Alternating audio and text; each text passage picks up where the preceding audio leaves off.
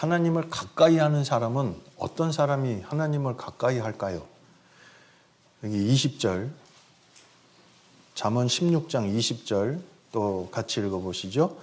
삼가 말씀에 주의하는 자는 좋은 것을 얻나니 여호와를 의지하는 자가 복이 있느니라.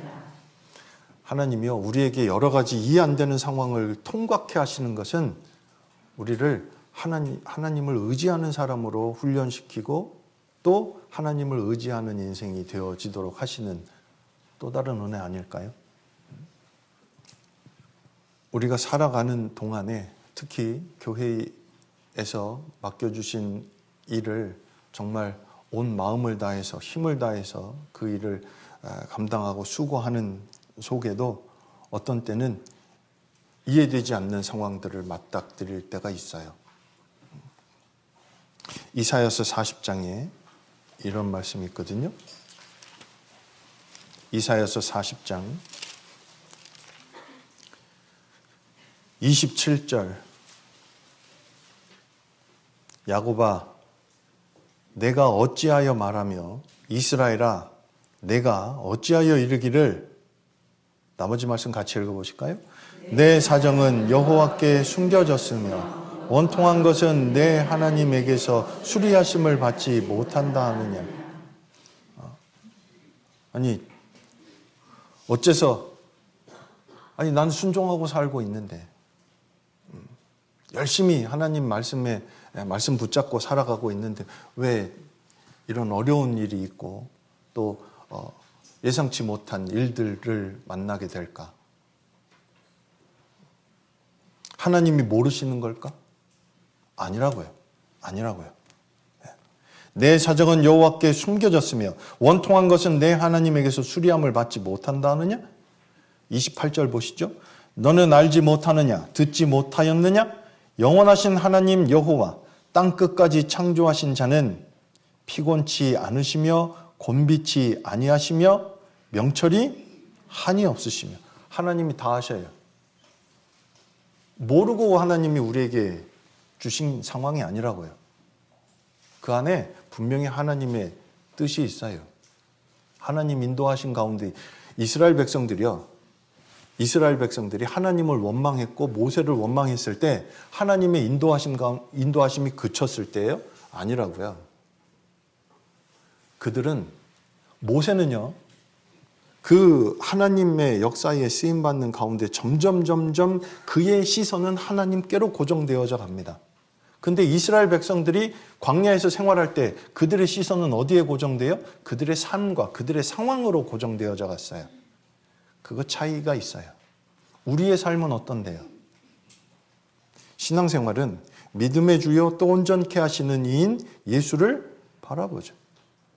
주님 보고 가는 거예요. 구원받고 난 이후에는 말씀 따라가는 거고 하나님 말씀에 붙잡혀서 주님 바라보고 따라가는 길, 그게 신앙생활의 모습 아닙니까? 근데 이스라엘의 하나님을 원망할 때는 그들의 시선과 그들이 항상 주목하고 있었던 것은 그들의 상황이었다는 것을 우리는 기억해야 할 겁니다. 주님 바라보고 하나님 말씀과 하나님의 인도하심을 바라보고 있다면, 그러면 우리가요, 내 사정은 하나님 앞에 숨겨진 거야, 하나님이 나를 모르시는 거야, 이런 생각은 안 하겠죠. 오히려 그 하나님을 더 그 상황 속에서 하나님을 의지하는 것을 배우게 될 거라 생각합니다. 29절부터 31절까지 같이 읽습니다. 피곤한 자에게는 능력을 주시며 무능한 자에게는 힘을 더하시나니 소년이라도 피곤하며 곤비하며 장정이라도 넘어지며 자빠지되 오직 여호와를 앙망하는 자는 새 힘을 얻으리니 독수리의 날개치며 올라간 같을 것이요 다른 박질하여도 곤비치 아니하겠고 걸어가도 피곤치 아니하리로다.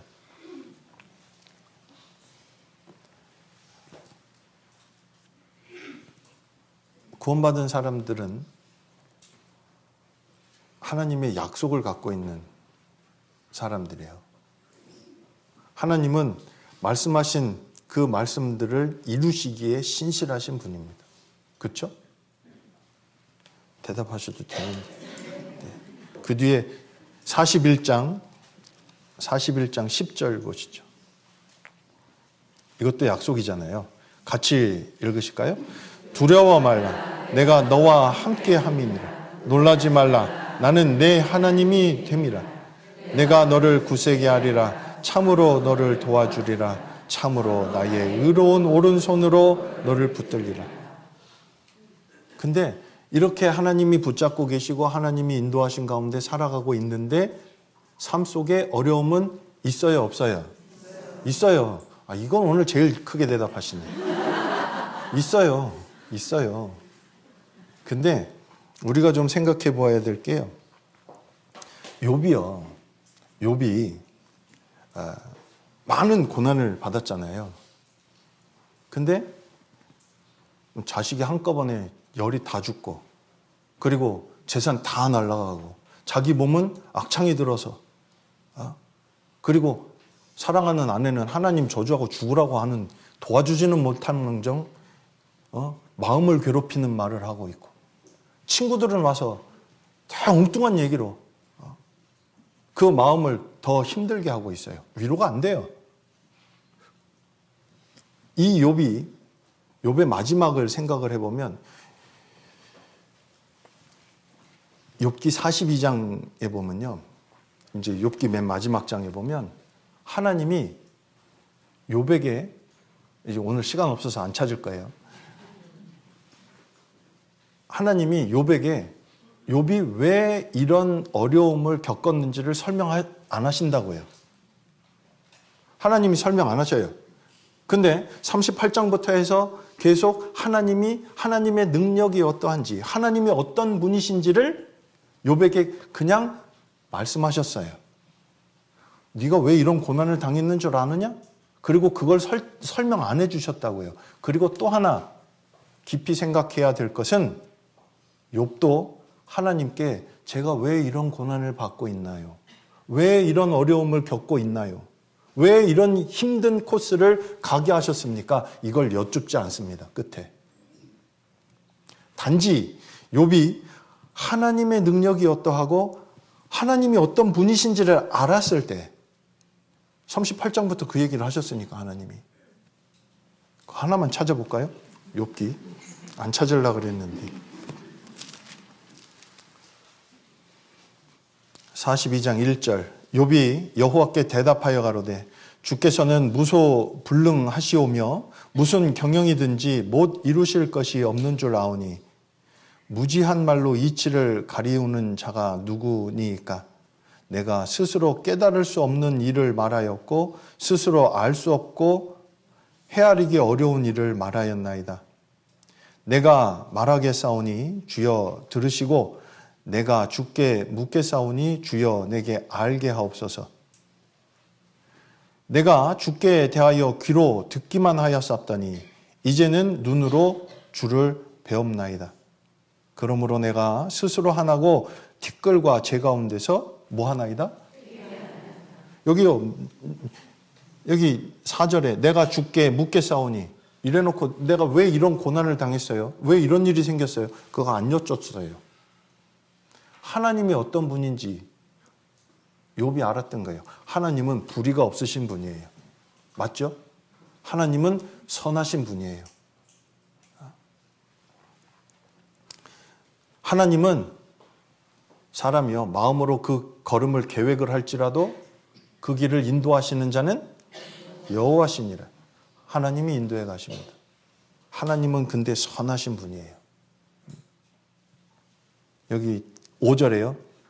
내가 주께 대하여 귀로 듣기만 하였사오니 이전에는 하나님에 대해서 듣기만 했어요. 근데 이제는 이 고난을 통과하면서 분명히 알게 된 게 있다고요. 이제는 눈으로 주를 배웁나이다. 눈으로 주를 배웠다. 이 말은 확실하게 알게 됐습니다. 내가.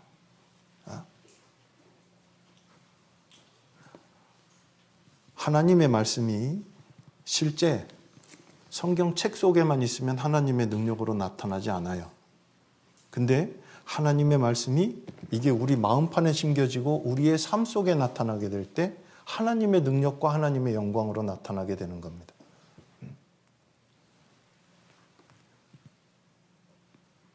욥에게 하나님도 그걸 설명을 안 하시더라고요. 욥도 여쭙지 않고. 하나님을 전적으로 의지하는 모습이지 않을까 싶어요. 하나님은 내게 불의함이 없으세요. 그리고 나는 어떤 일을, 어려운 일을 당하고 곤란한 일을 당할 때 그 일들이 앞으로 어떻게 되어질지 잘 몰라요. 근데 시편 40편을 찾아보시죠. 다윗이 이렇게 노래합니다. 5절 같이 읽어보시죠. 여호와 나의 하나님이여 주의 행하신 기적이 많고 내가 들어 말하고자 하나 주의 앞에 베풀 수도 없고 그 수를 셀 수도 없나이다. 우리를 향하신 주의 생각도 많도소이다. 하나님이 내게 계획하신 것, 나를 향해서 준비하시고 예비하신 것, 사람의 생각한 것보다 이건 비교할 수 없는 일입니다. 이해하셨어요? 근데 어떤 사람이 하나님의 인도하심과 지금 내 생각과 다르게 전개되어지더라도 이걸 감사함으로 따라갈 수 있을까? 여기 그 비결이 들어있다고 생각해요. 하나님과의 관계가 여기 있죠? 다윗이 하나님을 뭐라고 불러요? 나의 하나님일 때예요. 하나님과 나와의 관계가 개인적인 관계가 되었을 때. 사울이요, 불순종했을 때 사무엘상 15장에 보면 사무엘이 와가지고 아니 이 아말렉 다 진멸하라 그랬는데 이거 남겨둔 거 이거 뭡니까? 그랬더니 백성들이 당신의 하나님 앞에 제사 드리려고 이거 남겨둔 거잖아요. 왜 자기 하나님은 아니냐고요. 하나님이 나의 하나님일 때 하나님이 내게 불의가 없으시다는 것도 분명히 알고 하나님의 인도하심을 감사함으로 따라갈 수 있어요. 내 생각과 다르게 전개되어질 때도. 그리고 우리를 향하신 주의 생각도 많도소이다. 하나님이 나를 향해서 계획하신 일이 얼마나 많은지 우리가 알고 있는 그 방법과 그 정도의 숫자가 아닐 겁니다. 분명히 아닙니다. 그래서 다윗은 이렇게 이야기합니다. 내가 들어 말하고자 하나 주의 앞에 베풀 수도 없고 그 수를 셀 수도 없나이다. 이런 어마어마한 은혜를 입고 살아가는 게 우리입니다. 나입니다. 그리고 또 찾았으니까 부근에 있으니까 찾아보죠. 42장에 이게 11절 또 같이 읽어보시죠. 내 영혼아 내가 어찌하여 낭망하며 어찌하여 내 속에서 불안하여 하는고 너는 하나님을 바라라. 나는 내 얼굴을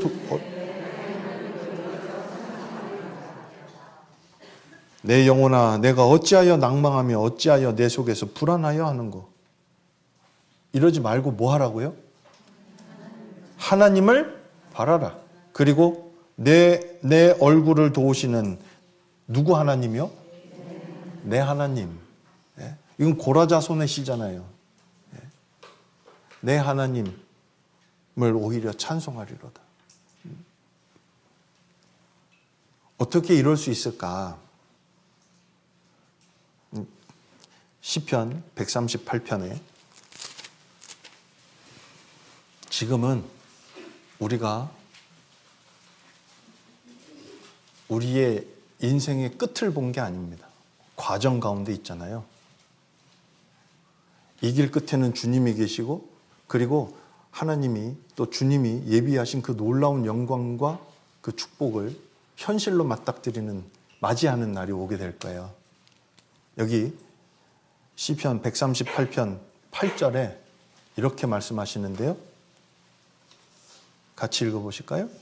여호와께서 내게 관계된 것을 완전케 하실지라. 주의 인자하심이 영원하오니 주의 손으로 지으신 것을 버리지 마옵소서. 여호와께서 내게 관계된 것을 어떻게 해요? 완전케 하실 거예요. 사람이 계획하고 준비한다고 그렇게 되어지지 않아요. 하나님이 하시는 거예요. 하나님 손에 붙잡혀서 하나님의 영광을 나타내는 일에 쓰임받고 있는 것이 얼마나 큰 축복인지 몰라요. 원래는 하나님 앞에 죄인이었고, 그리고 하나님의 원수로 살던 우리 각자를 예수 그리스도의 보혈로 친히 자녀 삼아 주셨고, 우리의 죄를 영원히 대속해 주시고 정말 하나님을 섬기는 인생이 되게 하셨어요. 이게 얼마나 감사한 일일까요? 하나님 앞에 우리가 살고 있다는 것을 항상 기억해야 되겠습니다. 그리고 정말 성실하게 온 마음을 다해서 하나님 말씀에 순종하고 살아가고 있는데 그 하루하루가 내 생각과 다르게 진행되어질 때 우리가 어찌하여 하나님 이런 일을 겪게 하실까요? 그렇게 생각할 게 아니라 제가 하나님 어떻게 해야 할까요? 그리고 이제 진짜 마지막 하나만 찾고 끝낼게요. 시편 37편. 그 모든 상황 속에 결국 하나님이 하나님을 의지하는 법을 내게 가르치시는 거라 생각합니다. 근데 하나님 의지하는 거 우리가 잘 알거든요. 많이 배웠고 많이 들었어요. 근데 하나님을 의지하는 모습은 나의 삶 속에 어떻게 나타날까? 시편 37편 3절. 여호와를 의뢰하여 선을 행하라. 땅에 거하여 그의 성실로 식물을 삼을지어다. 또 여호와를 기뻐하라. 저가 내 마음의 소원을 이루어 주시리로다. 너의 길을 여호와께 맡기라. 저를 의지하면 저가 이루시고 내 의를 빛같이 나타내시며 내 공의를 정오의 빛같이 하시리로다. 여기 보면 하나님을 의지하는 게 무엇인지를 우리에게 말씀하시는 거라 생각하는데, 여기 보면 첫 번째 여호와를 의뢰하고, 여기 3절에 의뢰하고 나오고 5절에는 의지하고, 계속 반복되잖아요. 근데 하나님을 의뢰하고 하나님을 의지하는 모습이 어떤 모습일까? 여기 있어요. 여호와를 의뢰해서 나타나는 게, 하는 행동이 뭔데요? 선을 행하는 거예요. 그리스도인의 선은 세상 사람들이 이야기하는 도덕적인 선행과 차원이 달라요. 그리스도인의 선은, 잘 들으셔야 돼요, 예수 그리스도를 중심으로 해서 살아가는 게 선이에요. 복음이 중심이 되었고 예수 그리스도가 중심이 되고 하나님의 말씀이 중심이 되어서 그 말씀을 따라서 사는 게, 그게 선인 겁니다. 그래서 결국은 하나님을 높이고 예수 그리스도를 높이는 인생이 되어지는 게 선인 거예요. 그리고 땅에 거하여 그의 성실로 식물을 삼을지어다. 하나님의 성실하심을, 아까 모세가 보았던 게 그거거든요. 말씀하시고 하신 말씀을 그대로 다 이루시는 걸 모세는 본 거예요. 가장 가까이에서. 우리 시대 누가 그걸 제일 많이 하고 있다고요?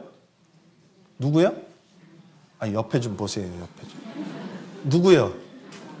예, 나요, 나. 누구와 함께? 요 옆에 계신 동역자들과 함께. 예? 이거 얼마나 감사한 일인지 모릅니다. 동역자가 함께 수고하고 하나님의 역사에 함께 한 마음으로 수고할 수 있는 동역자는 선물입니다. 선교지는요, 그 한 분이 없어요. 우리 각자는 내 옆에 나와 같은 마음으로 수고하고 있는 하나님의 일꾼, 교회의 일꾼들의 하나님이 선물로 주신 존재들이에요. 얼마나 감사한 일인데요. 그리고 우리를 통해서 뭐 하고 있다고요? 하나님이, 여기 보세요. 땅에 거하여 그의 성물로 식물을 삼는다라는 건 먹고 힘을 얻는다는 거거든요. 그러면 땅에 거하여 그의 성실로 식물을 삼을지어다. 하나님의 말씀을 붙잡고 그 말씀을 의지하고 살아가는 삶을 이야기하는 겁니다. 그럴 때 4절이 되죠. 여호와를 기뻐하게 됐고요. 하나님을 기뻐하는 것이 저희의 힘이라고. 그리고 내 마음의 소원을 하나님이 이루어 주신다고. 그 사람이요. 5절에 너희의 길을 여호와께 뭐 한다고요? 자, 이제 중요한 거. 하나님을 의지하는 것. 결과 이 포인트가 뭐냐면 오늘은 하나님의 말씀을 따라서 말씀 붙잡고 예수 그리스도를 중심으로 해서 성실하게 말씀 붙잡고 살아가는 게 오늘이에요, 오늘. 그리고 내가 생각하고 있는 어떤 결과나 계획의 끝은 그건 내 거 아니에요. 그걸 맡기는 거예요. 너의 길을 여호와께 맡기라. 결과는 하나님 앞에 맡기고 하나님이 제일 좋은 것으로 내가 생각했던 그 모든 방법 그 이상의 것으로 내게 주실 거고 하나님이 내게 정말 선하시고 좋으신 하나님이 제일 좋은 것으로 내게 주실 거고 그걸 보기를 원한다면 오늘 하나님 말씀을 붙잡고 그 말씀대로 성실하게 살아갈 때 그게 하나님을 의지하는 삶의 모습이라고 생각합니다. 그렇게 되면 6절에 내 의를 빛같이 나타내시며 내 공의를 정오의 빛같이 하시리로다. 하나님이 높이시는 거예요. 하나님의 능하신 손 아래 겸손하고 낮추고 하나님의 일에 정말 온전히 쓰임받고 있다 보면 하나님이 그 인생을 높이실 겁니다.